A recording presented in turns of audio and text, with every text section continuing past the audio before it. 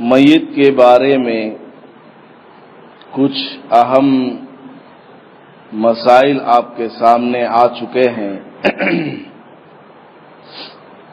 یہاں تک بات چلی تھی کہ انتقال کے بعد غسل دینے سے پہلے کیا کیا کرنا چاہیے۔ آگے بتاتے ہیں کہ جب کسی کا انتقال ہو جائے تو اس کے پاس جنوبی یعنی جس کو غسل کی حاجت ہو وہ نہ جائے، یعنی کوئی آدمی ناپاک ہو گیا، بیوی سے ہم بستری کیا اب ناپاک ہو گیا، یعنی کوئی آدمی ناپاک ہو گیا، بیوی سے ہم بستری کیا اب ناپاک ہو گیا، یا رات میں سو گیا تھا نیند میں اس کو احتلام ہو گیا ناپاک ہو گیا، اب صبح میں گھر میں کسی کا انتقال ہو گیا، نانا کا نانی کا، ابھی اس نے غسل نہیں کیا ہے، نہایا نہیں ہے، تو فرماتے ہیں کہ ناپاک آدمی میت کے قریب نہ جائے، پہلے غسل کر کے آؤ پھر میت کے پاس جاؤ، یہ بتایا گیا ہے۔ بڑی افسوس کے ساتھ کہنا پڑتا ہے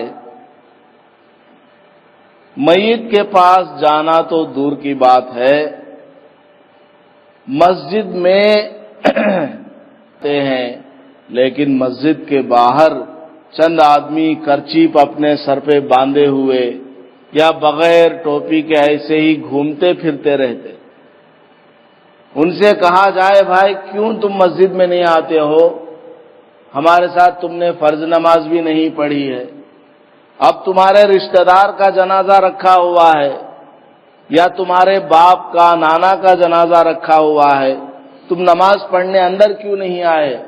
تو وہ کہتے ہیں کہ حضرت ہم ناپاک ہیں، ہم لوگ کیا ہیں، پاکی کے ساتھ نہیں ہے، ناپاک ہے، اس لیے مسجد میں نہیں آ رہے۔ کتنی افسوس کی بات ہے کہ ہمارا قریبی رشتہ دار انتقال کر گیا ہے، ہم زندگی میں اس کے لیے کچھ نہیں کر سکے تو کم از کم نماز جنازہ ہی پڑھ کر ان کے لیے کچھ دعا کر سکے، اتنا بھی آدمی کرنے کے لیے تیار نہیں رہتا۔ اللہ حفاظت فرمائے ایسے لوگوں کی، پتہ نہیں ان کا کیا حال ہونے والا ہے۔ تو ناپاک آدمی میت کے قریب نہیں جا سکتا ہے۔ ایسے ہی عورتیں ہیں جن کو ماہانہ خون آتا ہے، اگر خون ان کو آ رہا ہے یا ابھی بچہ پیدا ہوا ڈیلیوری ہوئی ہے اس وقت بھی خون آتا ہے، 40 دن تک آتا ہے، بعض عورتوں کو 10 دن میں ہی خون آ کر بند ہو جاتا ہے۔ بہرحال جب خون آ رہا ہو تو ان کے لیے بھی حکم یہ ہے کہ وہ میت کے قریب نہ جائیں، تھوڑا دور ہو کر کے رہیں،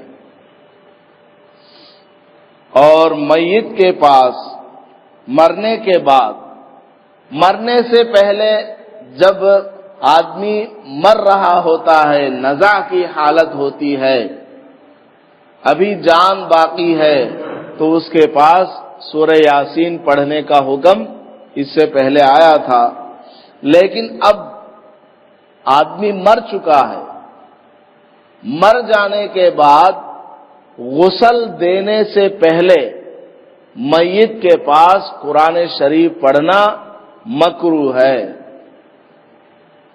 موت آنے سے پہلے تو پڑھنا جائز ہے، لیکن جب موت آ گئی اب قرآن شریف اس کے پاس نہیں پڑھا جائے گا، دوسرے میں پڑھ سکتے ہیں۔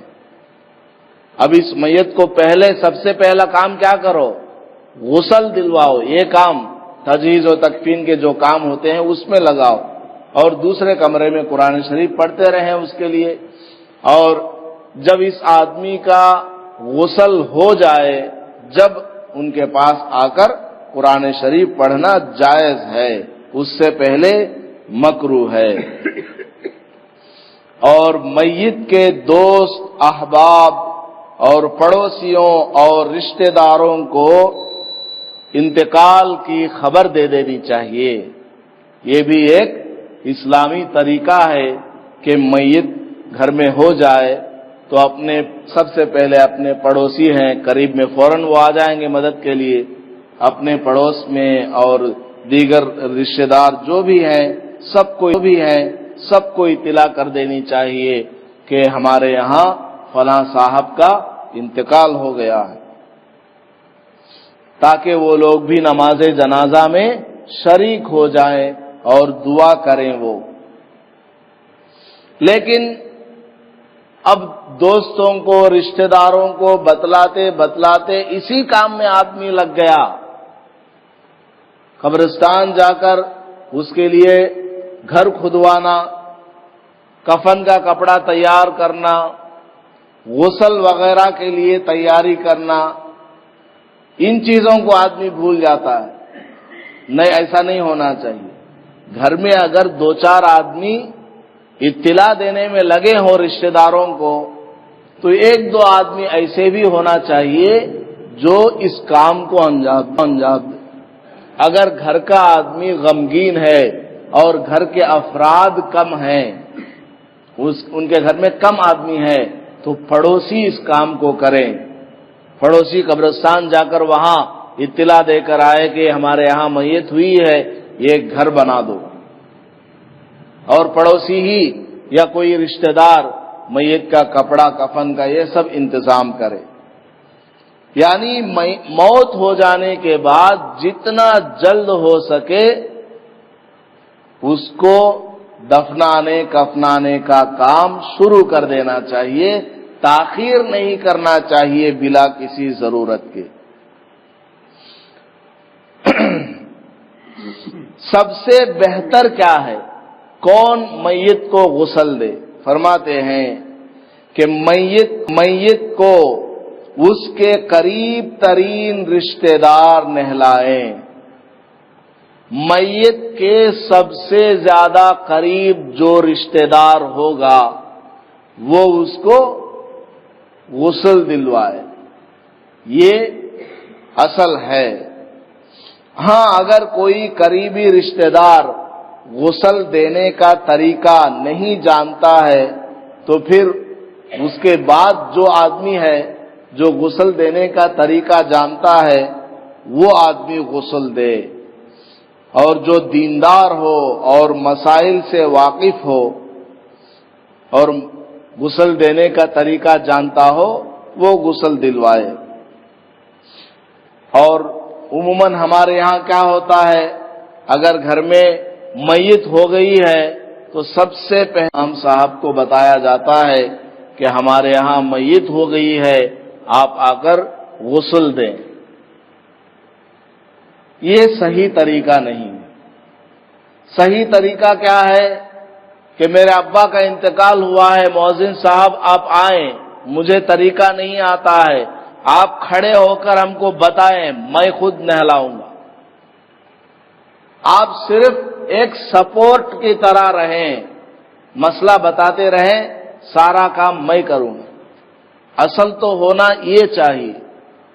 لیکن باپ مر گیا ہے، اس کو ہاتھ نہیں لگاتا ہے بیٹا، ادھر کنارے بیٹھ کر سوچتا رہتا ہے کہ وہ دکان بڑا بھائی لے جائے گا یا چھوٹا بھائی لے جائے گا، باپ کی فلاں پراپرٹی ہے وہ کس کے یہاں جائے گی، اس کاموں میں لگا رہتا ہے وہ۔ ارے بھائی، باپ مر گیا ہے، باپ کی وجہ سے بیٹا تو دنیا میں وجود میں آیا ہے، باپ کا تیرے اوپر حق ہے، ماں کا حق ہے بیٹی کے اوپر، مرد کو مرد غسل کرائے گا، عورت کو عورت غسل کرائے گی۔ تو یہ چیزیں اب نہیں سیکھیں گے تو کب سیکھیں گے؟ تو میت گھر میں ہو جائے تو سب سے قریبی جو رشتہ دار ہوگا وہ غسل دینا چاہیے، وہی زیادہ حقدار ہے، اسی کے اوپر وہ ذمہ داری ہے۔ اگر وہ مسئلہ نہیں جانتا ہے تو مؤذن صاحب کو لے جائیں اور ان کو کھڑا کر لو سہارے کے طور پر، اور غسل خود دو، یہ اصل طریقہ ہے۔ اللہ پاک عمل کی توفیق عطا فرمائے۔ انشاءاللہ اس پر آدمی غسل دیتا ہے تو اس کو کیا ثواب ملتا ہے، جو آدمی غسل کراتا ہے اس کو کتنا ثواب ملتا ہے، اور غسل کا طریقہ کیا ہے، یہ بھی انشاءاللہ آئیں گے۔ اللہ پاک ہم سب کو عمل کی توفیق عطا فرمائے۔ اللہ پاک ہم سب کو عمل کی توفیق عطا فرمائے۔